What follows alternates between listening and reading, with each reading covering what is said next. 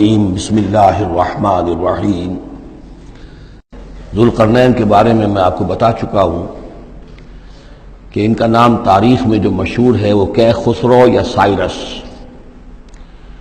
اور انہی سے اصل میں ایران کی عظمت کے دور کا آغاز ہوا تھا۔ چنانچہ تقریباً میں سمجھتا ہوں کہ 25-30 سال پہلے کی بات ہے، جب شہنشاہ ایران اس وقت جب کہ ان کی بادشاہت جو ہے وہ بڑے عروج پر تھی، انہوں نے 2500 سالہ برسی منائی تھی انہی کیخسرو کی، سائرس کی۔ ان کی قبر جو ہے مقبرہ وہ دریافت ہو گیا تھا، اور وہاں پر ان کا ایک مجسمہ بھی دریافت ہوا تھا کھدائی پر۔ اس مجسمے میں وہ 2 لگے ہوئے تھے، سینگ بھی۔ اس موضوع پر سب سے پہلے مولانا ابوالکلام آزاد مرحوم نے، جو اپنی ترجمان القرآن کے نام سے انہوں نے مختصر ترجمہ اور تفسیر لکھی ہے، اس میں بڑے تفصیلی نوٹس لکھے ہیں۔ سب سے پہلے اہل علم کے حلقے میں ان کے بارے میں جو معلومات ہیں وہ ان کے ذریعے سے آئی ہیں، اب یہ تقریباً یونیورسلی ایکسیپٹڈ ہے۔ پھر سوال پیدا ہوتا ہے کہ ان سے کیا دلچسپی یہود کو تھی، تو وہ بھی سمجھ لیجئے کہ نبوکدنضر نے 587 قبل مسیح میں حملہ کیا تھا فلسطین پر، اور نبوکدنضر عراق کا بادشاہ تھا۔ اس مڈل ایسٹ کو ذہن میں رکھیے کہ میڈیٹرینین کے بالکل ساتھ ہے ملک شام، اور شام ہی کا ایک علاقہ فلسطین ہے۔ اس وقت جو ہے یہ فلسطین اور اسرائیل اور شرق اردن اور ویسٹ بینک اور لبنان، یہ سب مل کر جو ملک بنتے ہیں، در حقیقت یہ شام عرب ہے، یہ شام ہے۔ پھر اس کے مشرق میں یہ عراق عرب یا عراق ہے، اور اس کے مشرق میں پھر ایران ہے۔ تو عراق کا بادشاہ تھا جس نے حملہ کیا تھا یروشلم پر، تباہ و برباد کیا، اور ان کو قیدی بنا کر لے گیا۔ کیپٹیوٹی کا دور ان کا تقریباً 150 برس کا ہے۔ لیکن اس عرصے میں ایران میں یہ شخصیت ابھری کیخسرو کی یا سائرس کی۔ اس نے پھر فتوحات کا دائرہ شروع کیا، تو سب سے پہلے عراق کو فتح کیا، بیبیلونیا کو، اور یہاں پر جو یہ اسیر تھے یہودی، ان کو اجازت دے دی کہ تم واپس جاؤ، اپنا یروشلم آزاد کرو، اپنے جا کر آباد کر لو دوبارہ۔ تو گویا کہ یہ محسن ہیں ان کے، ذوالقرنین جو ہیں ان کے محسن ہیں، جن کی وجہ سے کہ جن کے ذریعے سے اللہ تعالیٰ نے انہیں بیبیلونیا یعنی عراق کی کیپٹیوٹی، جو ان کی اسارت کا دور تھا، اس کو ختم کیا، آزادی ملی، اور پھر یہ واپس آئے۔ حضرت عزیر علیہ السلام کے ساتھ قافلہ آیا ہے، اور وہ تقریباً پھر انہوں نے آ کر یہاں اثر نو اس شہر کو بھی آباد کیا، اور ہیکل جو ہے حضرت سلیمان علیہ السلام کا بنایا ہوا جو عبادت خانہ تھا، اس کو دوبارہ تعمیر کیا۔ اس اعتبار سے ذوالقرنین جو ہے وہ ان کی تاریخ میں ایک معروف شخصیت ہے۔ تاریخ سے معلوم ہوتا ہے کہ انہوں نے پھر ایران کی پہلی حکومت کو کنسولیڈیٹ کر کے پارس اور مادہ کو ملا کر ایک سلطنت ایران بنائی۔ پھر ان کی فتوحات کے 3 دائرے ہیں۔ مغرب کی طرف میڈیٹرینین تک پورا علاقہ فتح کر لیا۔ مشرق میں پھر یہ ہمارا جو مکران تک کا علاقہ ہے، یہ سارا کا سارا علاقہ ایران کے ساتھ ہی ملتا ہوا ہے، بلوچستان، مکران، یہ پورا علاقہ انہیں فتح کیا۔ ایک مہم ان کی شمال کی طرف گئی، بحیرہ کیسپین جو ہے، اور ادھر سے جو وہ بلیک سی ہے، بحیرہ اسود، ان دونوں کے درمیان جو پہاڑی سلسلے ہیں، یہ شمال کی طرف جو ہے تیسری مہم گئی۔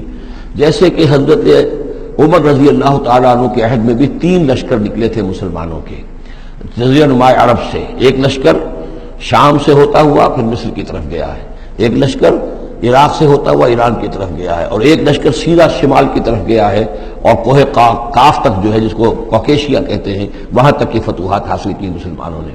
تو تقریباً یہی سمجھیے کہ ایک بلو پرنٹ تھا، جو کہ یعنی ہمارے اس دور خلافت راشدہ سے جو سمجھیے کہ لگ بھگ کوئی 2000 سال قبل جو ہے یہ واقعہ پیش آیا ہے، یا بلکہ اس سے کم، کوئی 1500 سال قبل یہ واقعہ پیش آیا ہے، اور یہ ذوالقرنین جو ہے یہ یہاں پر ایک بڑی عظیم سلطنت کے بانی بنے، لیکن نیک آدمی تھے۔ اور معلوم یہ ہوتا ہے کہ یہ اصل میں جو کہانیاں ہیں، یہ ان کے داستانیں ہیں کہ ان کو قتل کیا جانا تھا۔ یہ کہیں شہزادے تھے کسی چھوٹی سی مملکت کے، اور وہاں سے ان کو کسی نے بچایا کسی طریقے سے، اور پھر یہ صحرا میں رہے روپوش، اور وہاں کسی نبی کی تعلیم سے ان کو آشنائی ہوئی ہے۔ ہو سکتا ہے کوئی اسرائیلی نبی ہی کی تعلیم ہو، یہ بھی ہو سکتا ہے کہ زرتشت جو ہیں وہ بھی کوئی اللہ کے نبی ہوں اور ان کی تعلیم ان تک پہنچی ہو، لیکن خود ان کا کردار جو قرآن پیش کر رہا ہے وہ بہت ایک نیک، مومن، صالح، ایک بندہ مومن، اس کا کردار ہے۔ یہ کردار جو ہے کسی بھی درجے میں 1% بھی جو ہے وہ کسی اور دوسرے فاتح پر یا کسی اور حکمران کے اوپر جنہیں بھی ہم جانتے ہیں تاریخی اعتبار سے ان پر منطبق نہیں ہوتا. یہ انہی کی شخصیت ہے. وَيَسْأَلُونَكَ عَنِ ذِي الْقَرْنَيْنِ، اور اے نبی آپ سے پوچھ رہے ہیں ذوالقرنین کے بارے میں. قُلْ سَأَتْلُو عَلَيْكُم مِّنْهُ ذِكْرًا، ان سے کہیے میں عنقریب تمہیں اس کے بارے میں کچھ حالات بتاتا ہوں. اِنَّا مَكَّنَّا لَهُ فِي الْأَرْضِ، ہم نے اسے زمین میں بڑا تمکن عطا کیا تھا، غلبہ عطا کیا تھا. وَآتَيْنَاهُ مِن كُلِّ شَيْءٍ سَبَبًا، اور ہم نے اسے ہر طرح کا ساز و سامان، وسائل و ذرائع، تمام اسباب جو ہیں فراہم کر دیے تھے. فَأَتْبَعَ سَبَبًا، تو انہوں نے پھر ایک مہم تیار کی، یعنی ایک فتوحات کا دائرہ مغرب کی طرف. حتیٰ اذا بلغ مغرب الشمس، یہاں تک کہ جب وہ سورج کے غروب ہونے کی جگہ تک پہنچ گئے. اب یہ پرانے زمانے میں ظاہر بات ہے کہ پورا اس سے زیادہ نقشہ تو لوگوں کو معلوم بھی نہیں تھا. جب میڈیٹرینین کے ساحل پر پہنچ گئے تو معلوم آگے تو سمندر ہے، اور سمندر میں پھر آدمی کو محسوس ہوتا ہے سورج ڈوبتا ہوا.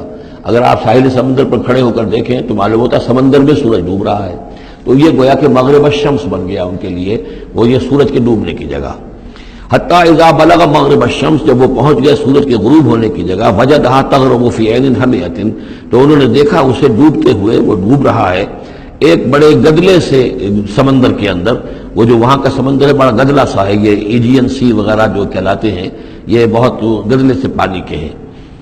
ووجد عندها قوما، اور وہاں انہوں نے ایک قوم کو پایا مراد یہ کہ اس قوم پر انہیں فتح ہوئی، جنگ ہوئی، انہوں نے ان کو شکست دی، اور وہ قوم گویا کہ اب ان کے رحم و کرم پر ان کی گویا کہ وہ محکوم ہو گئی. قلنا یا ذوالقرنین، ہم نے کہا ذوالقرنین سے. اب یا تو یہ کہ یہ شاید نبی ہو، واللہ عالم، تو اللہ تعالیٰ کا اس طریقے سے براہ راست ان کو وحی کرنا. لیکن غیر نبی کو بھی اللہ تعالیٰ الہام کے ذریعے سے، جیسا کہ ہم نے دیکھا کہ وہ تو شہد کی مکھی کو بھی لفظ وحی آیا ہے. تو یہاں آیا ہم نے کہا اے قرنین، اور یہ بھی ہو سکتا ہے یہ صورتحال کی تعبیر ہو کہ گویا کہ وہ حالات زبان حال سے یہ کہہ رہے تھے. قلنا یا ذوالقرنین اما ان تعذب و اما ان تتخذ فیہم حسنا، کہ یا اے ذوالقرنین تمہیں اب پورا اختیار ہے، چاہو تو یہ جو مفتوح قوم ہے تمہاری اسے تم سزا دو، عذاب دو، ستاؤ انہیں، یا یہ کہ تم ان کے اندر اچھی روش اختیار کرو، ان کے ساتھ حسن سلوک کرو. قال، انہوں نے کہا اما من ظلم، جو کوئی ظالم ہے، بے انصاف ہے، ہو سکتا ہے اس سے مراد کفر اور شرک بھی ہو. فسوف نعذبہ ثم يرد الى ربہ فیعذبہ عذابا نکرا، تو اسے تو ہم عذاب دیں گے، سزا دیں گے، اور پھر وہ لوٹایا جائے گا اپنے رب کی طرف، پھر اس کا رب اس کو عذاب دے گا جو اصل عذاب ہے، برا عذاب، سخت عذاب. واما من آمن وعمل صالحا، اور جو لوگ ایمان لائیں گے اور یقین کریں گے حقائق پر، اللہ کو مانیں گے، وعمل صالحا، اور نیک عمل کریں گے، فلہ جزاء الحسنی، تو اس کو ہم اچھا بدلہ بھی دیں گے. وسنقول لہ من امرنا یسرا، اور اس سے ہم اپنے معاملے میں بھی نرم بات کریں گے. یعنی یہ کہ ان سے ٹیکس اگر لینے ہیں تو نرمی کے ساتھ لیں گے، جو بھی جو مفتوحہ ممالک کے ساتھ معاملہ ہوتا ہے تو ہم ان کے ساتھ نرمی کا سلوک کریں گے جو ایمان لے آئیں گے. ثم اتبع سبابا، مغرب کی طرف سے فارغ ہو کر پھر اب یہ مشرق کی طرف گئے. پھر انہوں نے ایک اور مہم کا بندوبست کیا. حتیٰ اذا بلغ مطلع الشمس، یہاں تک کہ جب وہ سورج کے طلوع ہونے کی جگہ تک پہنچ گئے. اب یہ جہاں تک تاریخی طور پر ثابت ہے وہ صرف مکران کے علاقے تک اتنی دور تک آئے ہیں، واللہ عالم. ہو سکتا ہے کہ مکران کے ساحل پر کھڑے ہو کر بھی انہیں محسوس ہوا ہو کہ مطلب یہ سورج جو ہے غروب ہو رہا ہے یا طلوع ہو رہا ہے وہاں سے. مطلع الشمس، تو وہاں جب پہنچے وجدہا تطلع علی قوم لم نجعل لہم من دونہا سترا، تو انہوں نے پایا اس کو کہ وہ طلوع ہوتا ہے ایک ایسی قوم پر کہ جس کے لیے ہم نے آفتاب سے کوئی اوٹ نہیں رکھی ہے. یعنی یہاں کے جو قبائل تھے، گیڈروسیا وغیرہ یہ کہلاتا تھا اس زمانے کے اندر، یہ وحشی قبائل تھے، ان کو ابھی چھت بنانے کا فن نہیں آیا تھا. یعنی گھر جو ہوتے تھے وہ صرف دیواریں کھڑی ہوتی تھی کہ جو خالی پلاٹ ہے زمین کا اس میں یہ دیوار کھڑی ہے، یہ میرا گھر ہے، یہ تمہارا گھر ہے، لیکن گھر میں چھت وغیرہ کا بھی کوئی تصور ان کے یہاں نہیں تھا. ظاہر بات ہے کہ چھت ڈالنا جو ہے یہ تو ایک تمدن کے ارتقاء کے دور کی علامت ہے.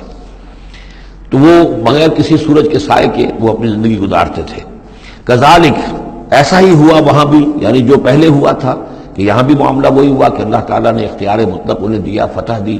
لیکن انہوں نے یہاں بھی یہی کہا کہ جو نیک لوگ ہوں گے ان کے ساتھ ہم نرمی کریں گے اور جو شریر ہوں گے ان کو ساتھ سزا دیں گے. وقد احطنا بما لدیہ خبرا، اور ہمیں پوری طرح معلوم ہے کہ جو وہاں اس کی خبر ہوئی اور جو بھی حالات وہاں گزرے، جو ماجرا وہاں